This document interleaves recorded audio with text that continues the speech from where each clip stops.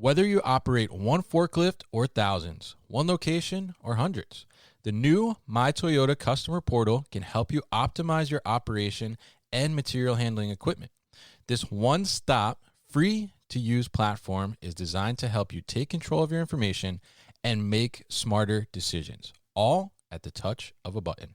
Register and access your data today at my.toyotaforklift.com. That's my.toyotaforklift.com.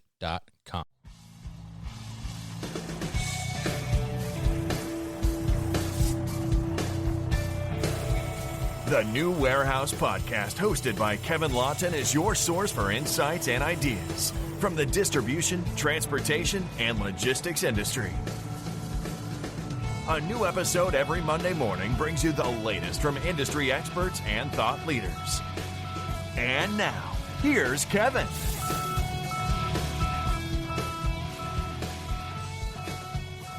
Hey, it's Kevin Lawton with the New Warehouse Podcast. On this new episode, I am going to be joined by Darlene Wolf. She is the Senior Vice President of the Strategic Partners Division at Arrive Logistics, and she's going to talk to us about Arrive Logistics. She's also going to talk to us. She has an extensive background in supply chain for the food industry, so she's going to talk to us about that, and she's also going to talk to us about how there's been a disruption in that and how it's worked for this time that we're in right now during the COVID-19 pandemic and coronavirus, and how we kind of learn from that and how we kind of grow through that. So, Darlene, welcome to the show. How are you? I'm good. Thank you, Kevin. Yes, thanks for coming on. So why don't you tell us a little bit about Arrive Logistics, who you're representing first, and then we'll kind of get into your background in the supply chain for the food industry. Sure. So Arrive is a modern third-party transportation provider for shippers and carriers. We are very committed to building trusted relationships, being transparent, doing what we say we will do. Mm-hmm. We are headquartered in Austin. We also have offices in Chicago, in Chattanooga, Tennessee. And we do have some remote roles, like myself. I am based in Kansas City. Okay. We have close to 1,000 people. Okay. So tell us now, I guess, what kind of sets you apart from the other companies that do something similar that you do? So as you said, I'm Vice President of Strategic Partners, and I think our strategic partner team is something that is pretty unique in the industry. I recall as a former shipper, though I had really good relationships with my third-party providers, I often thought to myself, why haven't I met anybody that's been in my role before and really understands my pain points?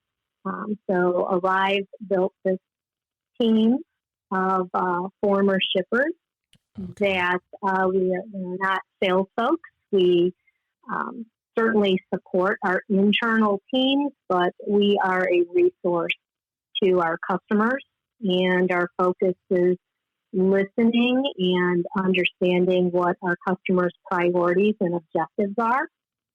We come with a lot of background in supply chain, whether be having roles working with manufacturing facilities, distribution, transportation, planning.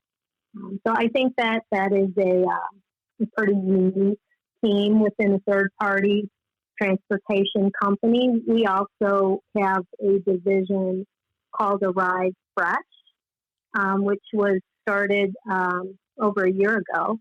Okay. And that division really focuses on more sensitive freight, obviously a lot of perishable freight. And that team has been trained and working closely with our clients because not all shipments are alike. And we certainly want to ensure that if we're handling a highly sensitive shipment, whether that be produce, plants, that the team is abreast of how to handle that. Because we do quite a bit in the food industry.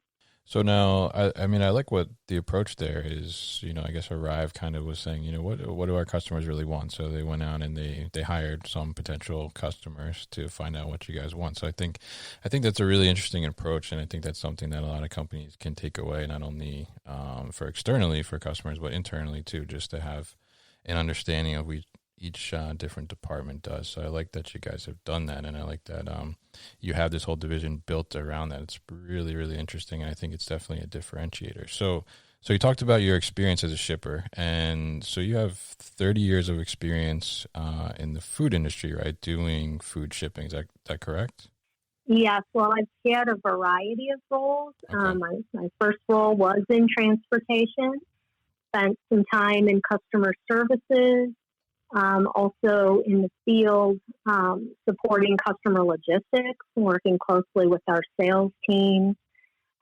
Came back into a product planning role, working closely with manufacturing, and then got back into transportation, where I was handling operations and procurement for all modes of transportation for North America. And then my role previous to joining Arrive, I was responsible for building a global logistics department with a large dairy manufacturer, and that included third-party transportation, warehousing, and export logistics. Okay, very interesting. So you have a pretty extensive background in circling around the food industry, mostly in fresh freight. So I'm curious, experiencing all these different things and being around the industry for that amount of time, have you seen any kind of disruption like the one that we're currently dealing with COVID-19 and the pandemic? I have not. So I will be honest. This has been completely different and unique. Obviously, being a global situation that rapidly changed everybody's lives. And I think having the labor shortage and the challenges that we've had with folks, fearing getting back into some of these roles where they don't have the luxury to work from home in our factories and our warehouses, and that fear of, am I going to be infected and potentially risking family and all those that I interact with. Is certainly a very, very different environment today, let alone, ensuring that we have the tools to protect our people. So certainly have not experienced anything like this. Definitely, yeah, and I'm experiencing the same myself in my role as a distribution manager. So like you said, it's a very difficult balance trying to figure out how to keep the employees protected, but then also keep the operation going. And then, like you said, there's concerns about, what happens outside of wherever the workplace is, as well as who are they coming in contact, and are they worried about coming in contact with people as well. So it's definitely a difficult time to try and be figuring those things out. So I'm curious, in the food industry and fresh freight industry, what disruptions are you seeing the most? Is it that labor shortage that's driving that, or are you seeing some other types of issues too that are kind of something that weren't necessarily so prevalent before? I think in the food industry, similar to other industries, just ensuring that we have supply available. For one, we in the past, had the luxury of having suppliers that may have been, outside the country or lengthier lead times. Mm-hmm.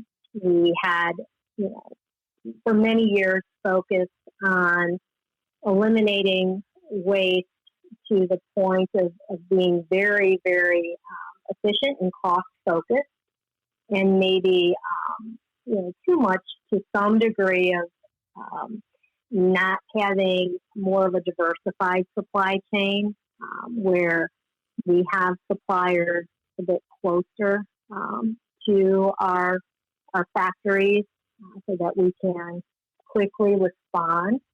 So that's been a bit of a challenge. I think, with our drivers and our folks working in plants, ensuring that we have proper protocol for them so that if all of a sudden they are not able to get into locations, do we have people available that can support them and ensure that they can keep moving in a timely manner?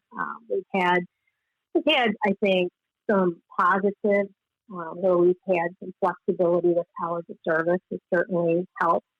But, drivers not being able to have places where they can stop and rest or even shower and get food. Again, things that we never had to think about before. Definitely. And I think too, we need to give definitely a shout out to the truck drivers as well as for staying out there and getting the things that we need to people as well during this time. So, one of the things when we talk about disruption in fresh freight in the food industry, some things, I've seen like where it's actually been an issue where there's supply, but there's been an issue getting supply distributed and to the places where people need to get those and purchase those. Are you seeing that on your end too? And what's kind of causing that? We'll be back after a quick break. You hear a lot about supply chains these days because if the past couple years have taught us anything, it's that an efficient, well-managed supply chain is absolutely critical to keeping businesses successful and consumers happy. I'm Will Haywood and I host a podcast called All Business, No Boundaries, where we talk about supply chains, how they work, what happens when they don't, and the innovations that are redefining what's possible in the world of logistics. Join me for insightful interviews with thought leaders and industry experts. We discuss how optimizing supply chains can break down the barriers that are holding businesses back.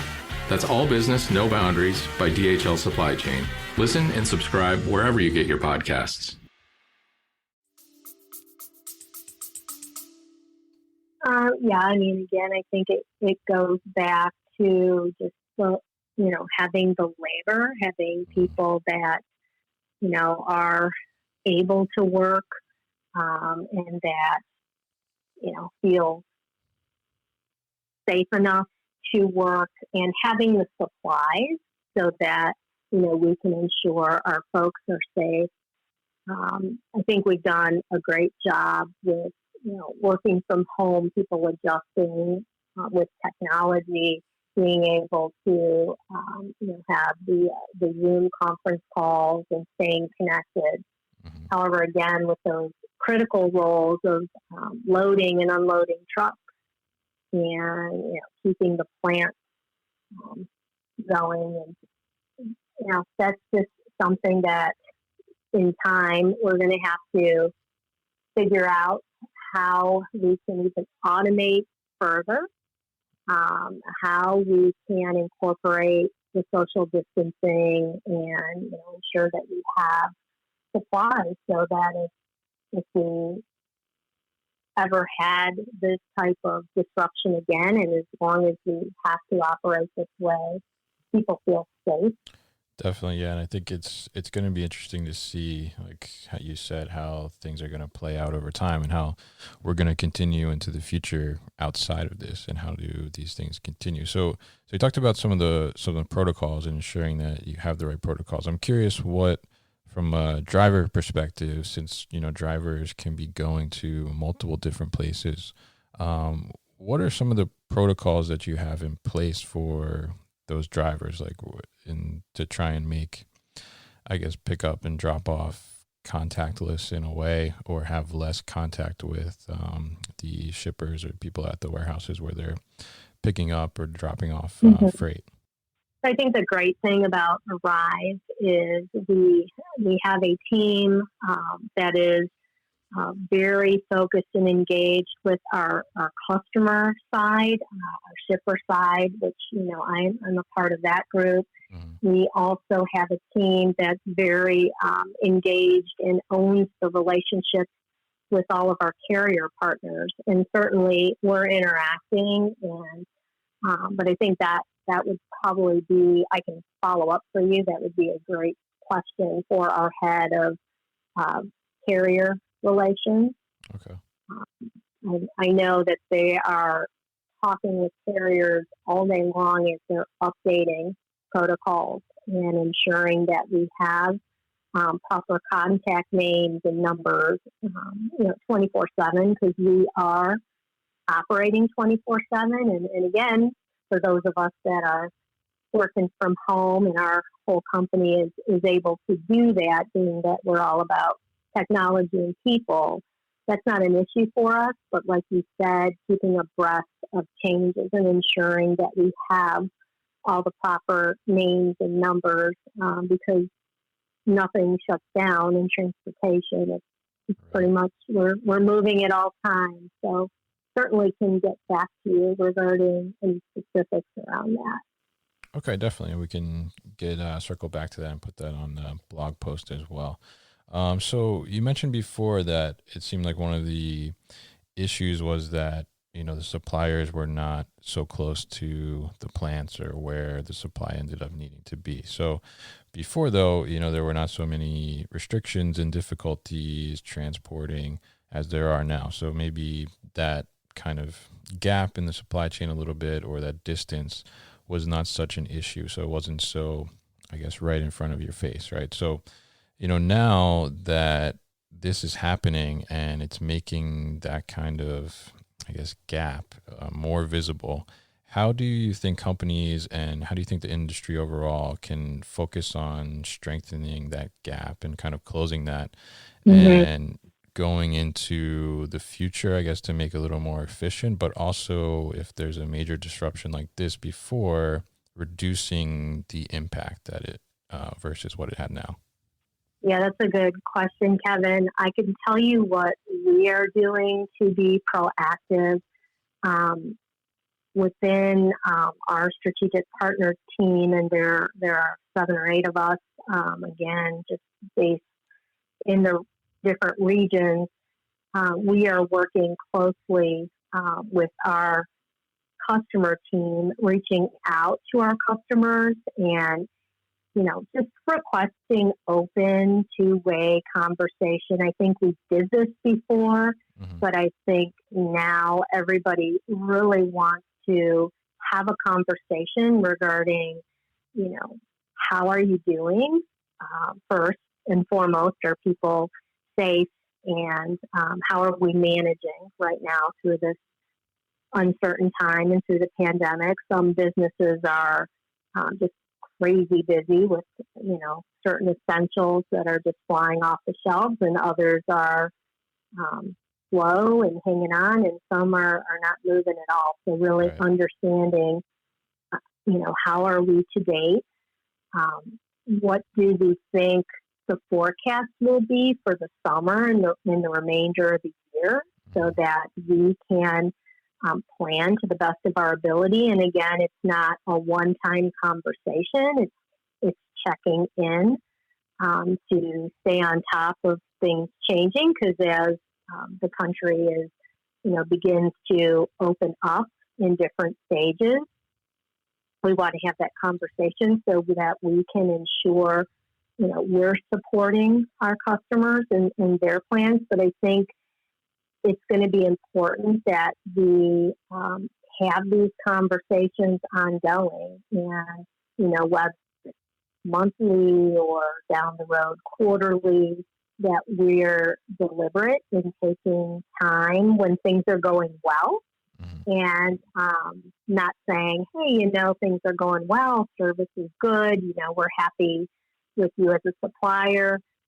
I think we need to ask that question. How could it be even better? And if things were to change tomorrow, what is our backup and our contingency plan? Do we have contact information with everyone throughout the supply chain to ensure that if something unexpectedly changed, like this changed everybody's world, would we have backup plans, and how would we pivot and adjust. And I think it's having those conversations, even when things are going well, and just not saying, oh, it's good, we don't have a lot to talk about, but how can you be better? And I will say that's another thing that I really appreciate about Arise is it's not about what's going well, but how could it be even better? And we are constantly challenged by our co-founders to, never settle and think about what we could be doing better, differently, more innovatively, leveraging technology to not be, if it's not broke, don't worry about it. But how could it be better? Right, definitely. I think you have some great points there, especially the one, I think, I talked to a couple people about this, and right now, obviously it's a dark time in a way, I guess, with humanity as a whole. But overall, I think if we take it, there's some positivity in the sense, like you just mentioned, the chance to look at things and see how do we improve them, because it's the kind of an opportunity point for businesses to say, okay, like there were things that were maybe not working so well before, but this made us realize that, wow, it really doesn't work, because right now it's hurting us, right? So there's opportunity to improve on those things and make those things better. And I think you had a really good point about continuing conversation with your customers or whoever it is that you may work with within your business, and keep checking in to see, are we getting better? What can we do to get better? And really work with them and kind of touch base, like you said, on a periodic basis to make sure things are going in the right direction. Now, you did say something that made me think. I'm not sure if you guys have run into this at Arrive Logistics yet, but what happens in a situation with transportation if you have, I guess, one state that's opened up and then the next state over has not really opened up yet, and the driver has to go through both states? Do you foresee or have you heard of any issues of anything like that? I know we're just seeing in the past couple of days some states opening up, but yeah. Well, we have 3 offices, and again, close to 1,000 people, and so, like you said, Chicago is very different than Austin, which is different than Chattanooga, and so, yeah, we have to be in close communication with our carriers and our customers constantly, just to ensure that, we're setting them up for success. If we're not asking the right questions up front and listening and understanding what their expectations are of Arrive, how are they being measured, what are their goals, then we're just, we're not setting ourselves up for success. So I think it's about when we're saying yes and committing to business, we're asking all the questions that we can up front to really understand what those expectations are, how are we going to be measured, what does success look like in the shipper's eyes, not in ours. We don't want to assume. And then we have to say, yes, we can do that, or yes, this is what we can do, because obviously we want to do things safely, and we're going to do things, based on what the legal requirements are, and those things are, the plans are different, like you said, from state to state, and we're all ambassadors of Arise, and we represent our shippers, and certainly want to make sure that we're doing everything in our ability up front. And that's what, again, another thing I really love about this team is we're not sales, so we're not incented by a commission, or we are really there to to help solve problems, to make our customers' lives easier, and really just to be easy to do business with. So we have an obligation to have a conversation, to understand what we're committing to, and then to do what we say we're going to do. And if something goes wrong, we're going to speak up early and fast and honestly, and we're going to come with a recommendation of how to fix it. Things happen. I mean, when you're dealing with people, with drivers and trucks, people, things happen. People get sick, trucks break down, and we're going to communicate as soon as we know with all the facts, and we're going to fix it. That's great. And I think that you guys are such an awesome example of the power of the voice of the customer, because you guys have taken, I guess, the voice of the customer to another level, I would say, by creating this division that you're the vice president of, by just basically hiring what would be customers essentially to get their input, like yourself, on how the business should be operating with those customers. And I mean, everything you just said is basically around that premise of listening to the customer, keeping open communication and honest communication with them. So it's really great stuff. And I think that's such a big priority, especially in the time right now, because without that kind of back and forth between you and your customer, then you're probably going to run into even more issues than you may be dealing with already. So really, really interesting stuff. And like, I think that, like you said, it's kind of all about communication coming out of this and going through this just to understand where we're at. And it's really hard to predict how any of this stuff is going to go, and how it's going to change things for the future. Hopefully things get back to semi-normal. Obviously, we understand there's going to be a little bit of change, but thank you so much for coming on and giving us that insight and talking about Arrive as well. So how can people, Thank you. How can people find out more information about Arrive Logistics? Well, people are welcome to reach out to me, and I have a team of peers who are, awesome. They have amazing backgrounds, some in the food industry, other verticals, other 3PL. So again, we have the strategic partner team. We certainly have information available on our website to learn more about Arrive.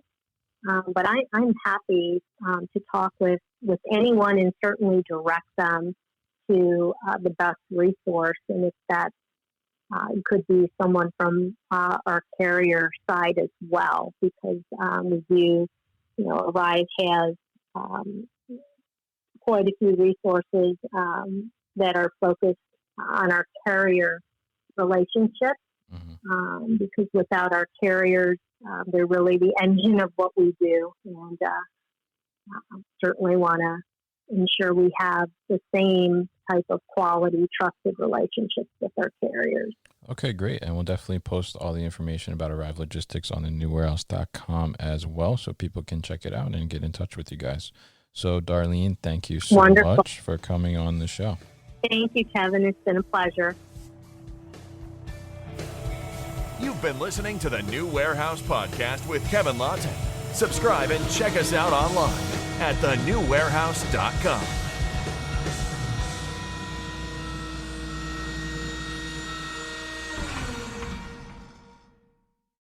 Thank you for listening to this episode. If you want more content from the New Warehouse, check out our new video series called All Hands on LinkedIn. Just search for the New Warehouse on LinkedIn and follow along.